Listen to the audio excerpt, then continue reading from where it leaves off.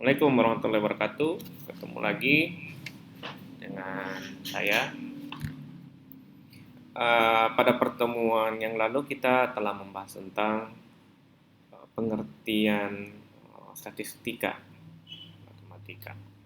Nah, sekarang kita masuk dalam sesi skala data dan bentuk hipotesis.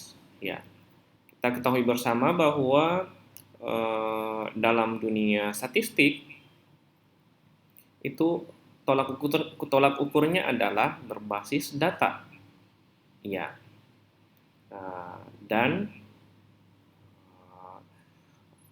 kita ketahui bersama bahwa dalam statistik ada namanya hipotesis. Ya, berdasarkan skala hasil pengukuran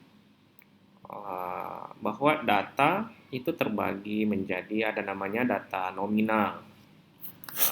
Data nominal itu sering kita sebut dengan nominasi nama atau yang punya label. Jadi, ini digunakan untuk mengklasifikasi objek, individu atau kelompok. Contohnya misalnya dalam data status perkawinan yang diberi label atau satu itu kawin, yang dua belum kawin, yang ketiga duda atau janda. Nah, apalagi misalnya jenis pekerjaan, satu kalau satu swasta, dua PNS, misalnya tiga. Kalau ya tidak, berarti satu ya, dua tidak. Itu pengkategorian dalam skala nominal. Nah, kemudian yang kedua adalah ada namanya skala ordinal dalam statistik atau data ordinal. Apa itu ordinal? Itu adalah data atau skala yang berdasarkan urutan yang tersusun dari ranking responden pada tingkat paling rendah ke tingkat paling tinggi menurut atribut tertentu. Contohnya misalnya variabel kelas sosial ekonomi, satu miskin, dua sedang, atau tiga kaya. Itu harus dikategorikan ordinal. Misalnya keberangkatan dalam militer, tingkat persetujuan, atau tingkat prestasi belajar. Yang ketiga, ada namanya data interval atau skala interval, yaitu data yang diurutkan mempunyai jarak sama tetapi tidak mempunyai titik nilai nol atau mutlak. Biasanya contohnya skala termometer, kunjungan suatu interval atau satu kali, dua kali itu ada intervalnya. Nah, itu termasuk data interval. Kemudian ada juga namanya data skala atau rasio. Nah, ini skala rasio itu mempunyai harga nol mutlak. Biasanya diperoleh dengan cara mengukur atau menghitung. Misalnya dalam pengukuran berat, kilogram mengukur panjang tinggi, berapa tinggi seseorang, ya, hasil panen, jumlah gaji, itu termasuk dalam skala rasio. Nah, yang kedua dalam statistik ada namanya hipotesis. Apa itu hipotesis? Hipotesis itu adalah dugaan sementara atau kesimpulan sementara. Contoh kecilnya kita berhipotesa tentang apakah hari ini hujan?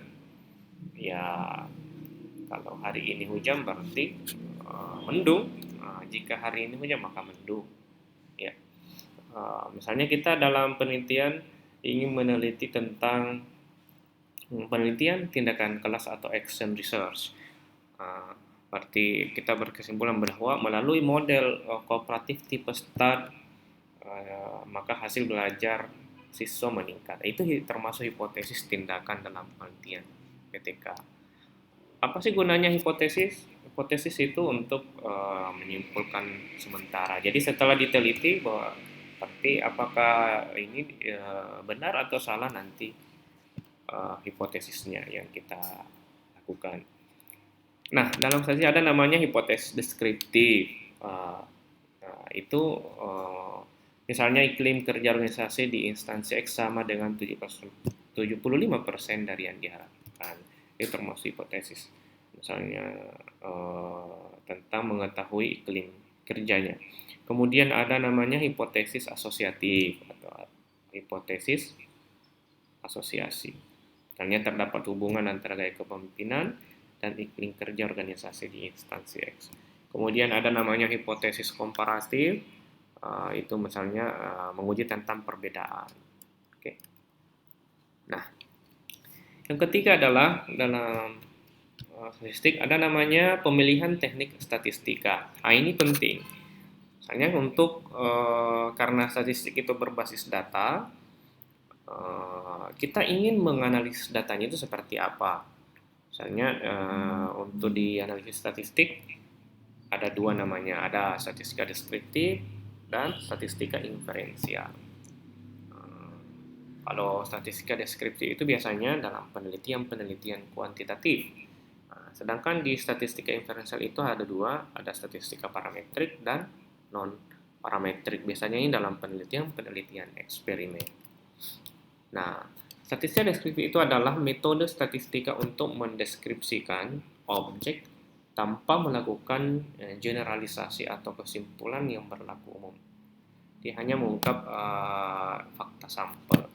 Nah, biasanya situ ciri-cirinya biasanya kita menghitung hanya mean, modusnya, variansinya, tabel biasanya menggunakan tabel dan frekuensi. Kalau inferensial itu metode statistika untuk menganalisis data sampel dan hasilnya digunakan untuk menjelaskan generalisasi atau mengeneralisasi ciri populasi. Tergantung apakah ini parametrik atau non parametrik. Nah, ini dia kalau inferensial. Nah, kalau inferensinya itu nominal dan ordinal, berarti bentuk hipotesisnya statistika non parametrik. Kalau datanya interval dan rasio, maka bentuk hipotesisnya ini normal. Ya, nah, ini parametrik. Ya. Jadi hipotesis dalam inferensial itu kita datanya apakah dia normal atau tidak normal. Nah, ini cara pengujiannya kalau parametrik. Itu biasanya menggunakan uji t-test ya. Kalau hipotesisnya asosiatif biasanya korelasi regresi ya. Kalau hipotesisnya komparasi, t-test relates, t-test independen, one way ANOVA, itu yang lain. Oke. Nah, kalau non parametrik itu biasanya kalau datanya nominal, hipotesisnya deskriptif berarti binomial. Kita menggunakan uji X pada satu sampel. Kalau asosiatif menggunakan kontingensi koefisiensi. Kalau komparasi kita menggunakan MC-Neymar atau Fisher exact probability Kratochvil dan X pada untuk K sampel. Kalau datanya ordinal, ya rantes, biasanya Spearman range correlation. Kalau komparasi sign test, median test, Kolmogorov-Smirnov, gitu ya. Nah, dalam pengujian hipotesis, nah ada dua sebenarnya. Yang pertama itu hipotesis penelitian dan hipotesis statistik. Jadi kalau hipotesis penelitian itu jawaban sementara tentang keadaan populasi yang masih harus diuji melalui data. Kalau statistik, itu tadi biasanya mu diuji dengan itu dalam biasanya berbicara tentang populasi sampel, ya. Kita mereduksi datanya di sini. Nah, dalam statistik dirumuskan dua jenis hipotesis. Ada namanya hipotesis nol. Biasanya ini tidak ada perbedaan antara parameter. Kalau ada namanya H1 atau hipotesis alternatif, misalnya ada perbedaan. Oke. Nah, hipotesis mana yang diuji? Yang diuji adalah H0 karena tidak dikehendaki adanya perbedaan antara populasi dengan adanya data sampel. Oke. Menurut tingkat eksplanasi antar variabel yang akan diuji, maka rumusan hipotesis dapat dikelompokkan menjadi 3. Nah, itu tadi saya kira sudah ya. Ini tentang hipotesis deskriptif, asosiasi dan komparasi. Misalnya, Seorang peneliti berhipotesis bahwa daya tahan kerja orang Indonesia adalah rata-rata 10 jam per hari. Itu adalah kesimpulan sementara. Maka uji statistiknya adalah H0 mu 10 jam per hari sama dengan 10 jam per hari. HA-nya mu tidak sama dengan 10 jam per hari. Ini hipotesis statistiknya. Kalau hipotesis asosiasi atau hubungan, misalnya tidak ada hubungan signifikan antara ada yang meneliti antara gaya kepemimpinan dengan efektivitas kerja. Misalnya rho sama dengan 0, rho tidak sama dengan 0. Kalau perbandingan, misalnya tidak ada perbedaan signifikan produktivitas kerja antara golongan 1, 2, 3. Maka hipotesis statistiknya adalah mu1 sama dengan mu2 sama dengan mu3, HA-nya atau HK-nya mu1 tidak sama mu2 atau sama dengan mu3. Salah satunya berbeda. Nah, ada namanya taraf kesalahan dalam pengujian hipotesis atau di sini ada taraf signifikansi. Yang mana itu kesimpulan yang diberlakukan untuk populasi berdasarkan data sampel itu kebenarannya atau bersifat peluang. Yang dimaksud dengan peluang adalah berapa besar tingkat kesalahan dan kebenaran atau kepercayaan yang dinyatakan dalam bentuk persentase. Nah, peluang kesalahan dan kepercayaan ini disebut dengan taraf signifikansi. Jadi taraf signifikansi itu dua, ada namanya taraf kesalahan dan ada taraf kepercayaan. Misalnya diukur dengan alfa, misalnya alfanya 5%. Kesalahannya berarti kepercayaannya 5%. Kalau peluang kesalahannya 1%, maka tingkat kepercayaan 99%. Nah, misalnya ini kita contohkan dalam analisis uji beda. Misalnya ada perbedaan signifikansi yang bersifat hubungan. Misalnya pada suatu analisis didasarkan pada tabel, misalnya kita menggunakan uji T atau tabel uji T. Boleh juga kita menggunakan uji F untuk tabel uji F.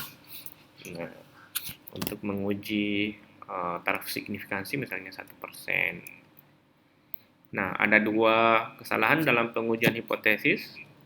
Yang pertama adalah tipe 1, kalau menolak hipotesis ini H0, yang mana seharusnya diterima dalam ini tingkat dinyatakan dengan alfa. Yang kedua adalah kesalahan bila menerima hipotesis. Jadi apakah ditolak atau diterima. Ya, saling kita baca bersama adalah bahwa keputusan menerima hipotesis 0 yang benar berarti tidak membuat kesalahan. Kalau keputusan menolak hipotesis 0 yang benar berarti terjadi kesalahan tipe 1. Oke. Nah, kalau keputusan menerima hipotesis 0 yang salah berarti terjadi kesalahan tipe 2. Kalau keputusan menolak hipotesis 0 yang berarti tidak membuat kesalahan.